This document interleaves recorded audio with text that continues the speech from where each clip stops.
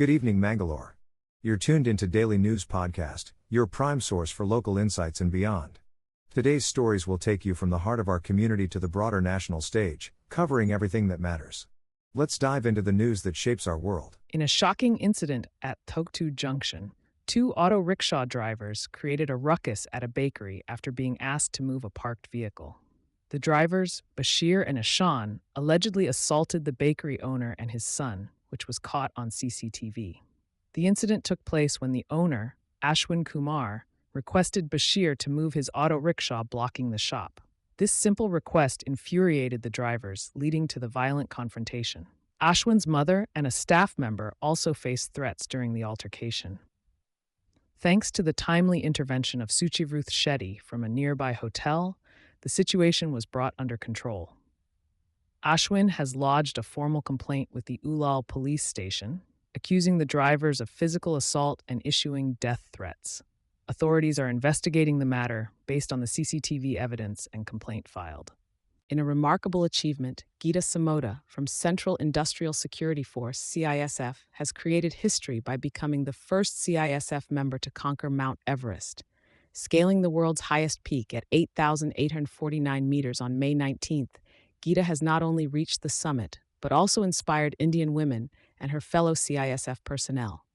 This extraordinary accomplishment is a testament to her dedication and perseverance. Her success showcases the indomitable spirit of Indian women and brings pride to Mangalore and the entire nation.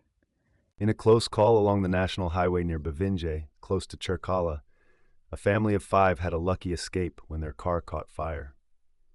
The incident involved a CNG vehicle bought just 6 weeks ago, traveling from Mumbai to Kanapuram in Kannur. The driver, Iqbal Ahmad of Mumbai, was accompanied by his wife and children on their way to visit family.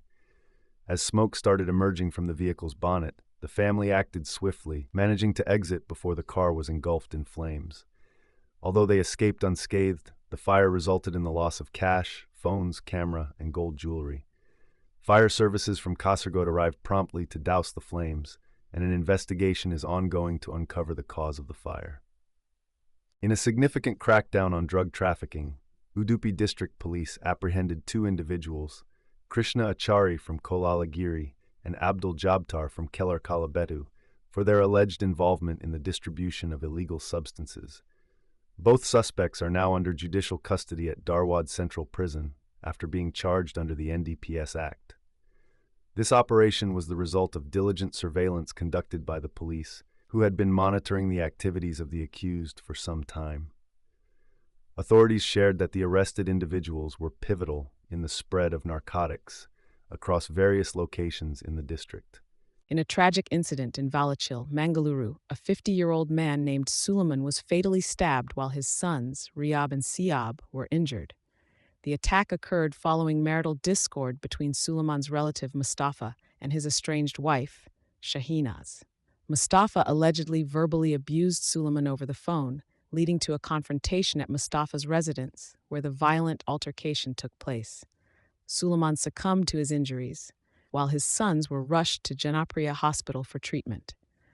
The police have arrested Mustafa and initiated an investigation under relevant sections of the Bharatiya Nyaya Sanhita.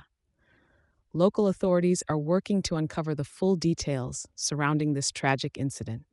In a bid to clear unauthorized vending and encroachments on public property, the Mangaluru City Corporation initiated a Tiger operation.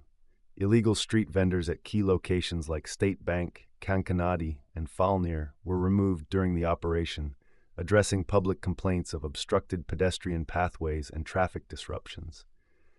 Prior notices were issued to vendors to vacate public spaces used for storing goods or operating businesses. The MCC emphasized the unlawful nature of such encroachments, highlighting the inconvenience and safety risks posed to the public. Warning of further eviction drives, the MCC stressed compliance with municipal regulations, promising legal action against violators. Cooperation from vendors and business owners is urged to maintain public cleanliness, safety, and smooth traffic flow in Mangaluru. In an exciting development, Mangalore University has announced the recipients of the prestigious Yakshamangala Award for 2024. Renowned Yakshagana scholars Ramananda Banari M.L. Samaga, and Siddhakat Sadashiva Shedigar have been selected for their outstanding contributions to the art form. Additionally, the university's Yakshamangala Book Award for 2024 has been conferred upon Ashoka Hashigara Sursi for his Kannada book Dasharupagala Davadara. The awards, carrying cash prizes, citations, and mementos, will be presented in a ceremony scheduled for June under the guidance of Vice Chancellor P.L. Dharma. The selection committee, comprising distinguished personalities from the field, recognized the recipients for their exceptional work in Yakshagana, literature, and research. This recognition is a testament to the talent and dedication of these individuals in preserving and promoting the rich cultural heritage of Mangalore. Alert for heavy rainfall has been issued in Mangaluru. IMD has issued a yellow alert for Dakshina Kannada and Udupi districts. The alert is valid till Saturday morning. Squally weather with wind speed ranging from 40 to 50 kilometers per ph is expected along the Karnataka coast. This is due to a low-pressure area formed over the Arabian Sea. Fishermen are advised not to venture into the sea until the 26th of May. Stay safe and stay tuned for further updates on the weather conditions in our region. In a significant development post-Operation Sindoor, an all-party delegation from Mangaluru comprising DMK MP Kanamoji and Dakshina Kannada MP Capt. Brijesh Chowda embarked on an international tour to bolster India's stance against Pakistan-sponsored terrorism. The delegation, including political figures from various parties, departed from New Delhi for a diplomatic mission spanning countries like Russia, Slovenia, Greece, Latvia, and Spain. Capt. Chowta expressed pride in representing India's resolute stand under PM Modi's leadership, emphasizing the non-negotiable nature of combating terrorism. This delegation aims to debunk Pakistan's misinformation globally and uphold the country's commitment to eradicating terrorism and promoting peace. Stay tuned as Mangalore Today brings you further updates on this crucial diplomatic endeavor.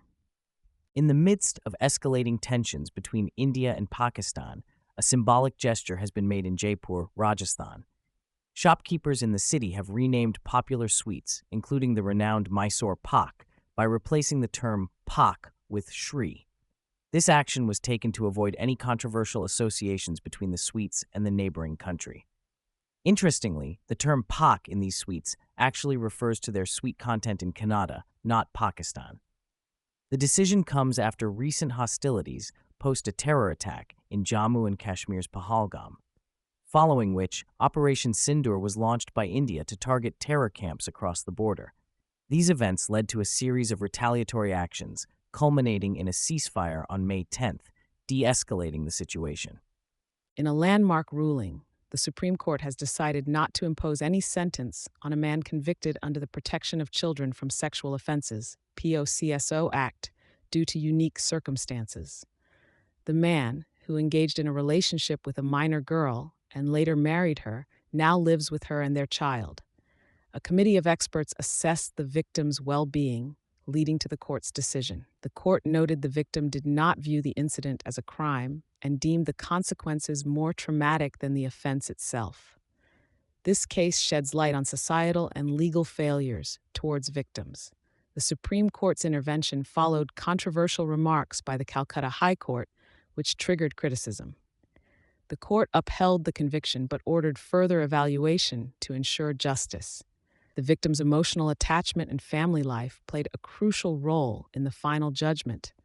The court advised providing financial assistance and support for the victim's future endeavors after considering her choices carefully. In a shocking turn of events, 7 men accused of gang-raping a woman in Haveri, Karnataka, were granted bail, leading to a celebratory public procession in Aki Allur town. The accused were seen smiling and flashing victory signs, sparking outrage among the public. The survivor, who was in a long-term relationship with a KSRTC driver, had checked into a hotel in Hanagal when she was allegedly dragged to a nearby forest and assaulted. The case, initially treated as moral policing, evolved into a gang rape investigation. Despite the survivor's identification of the suspects, the prosecution's case weakened, leading to bail for the main accused. This incident raises concerns about justice for survivors of such heinous crimes. In a fiery address to the media in Mysuru, former Minister C.T. Ravi has stirred controversy by likening the behavior of Indian National Congress, INC, to that of Pakistan National Congress, PNC, claiming that Pakistan has been leveraging statements from Indian opposition leader Rahul Gandhi and Karnataka Chief Minister Siddaramaiah against India in the United Nations. Ravi accused the Congress of weakening the nation. Ravi criticized the Congress leadership in Karnataka, alleging that it has resulted in a dire state for the people with high debt, maternal and infant mortality rates, and farmer suicides. He also accused Siddaramaiah of indebting the state with Rs 4 lakh crore. Ravi highlighted concerns of intimidation of opposition leaders and urged the police to remain unbiased.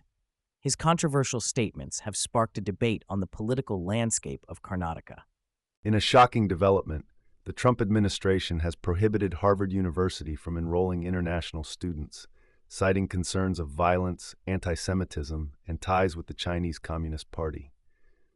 Homeland Security Secretary Kristi Noem has accused the university of benefiting financially from foreign students while jeopardizing national security. Harvard has been given 72 hours to provide the necessary information to regain certification. The move has put existing students at risk of losing their legal status. Harvard has condemned the action as unlawful and retaliatory, emphasizing the valuable contributions of international students to the university and the nation. President Trump had previously criticized Harvard, threatening to cut off foreign student enrollment. This decision affects nearly 6,800 international students, including 788 from India, studying at Harvard. Stay tuned for more updates on this developing story.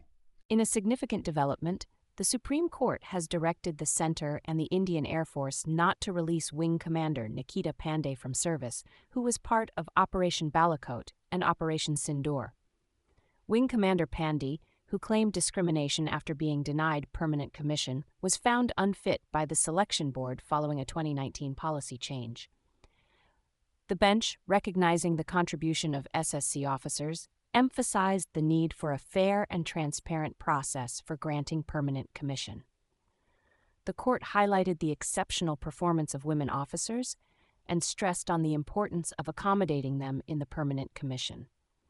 The hearing has been set for August 6, with the understanding that no equity will be created in her favor, but the case will be left open for further arguments. The Apex Court emphasized the need for a balanced approach that considers both the merit of officers and the requirement to keep the forces young. Thank you for being with us for today's edition of the Daily News Podcast. To explore more about the stories we've discussed, MangaloreToday.com is the place to go. And for the latest news delivered directly to you, subscribing to our channel is the way. Take care.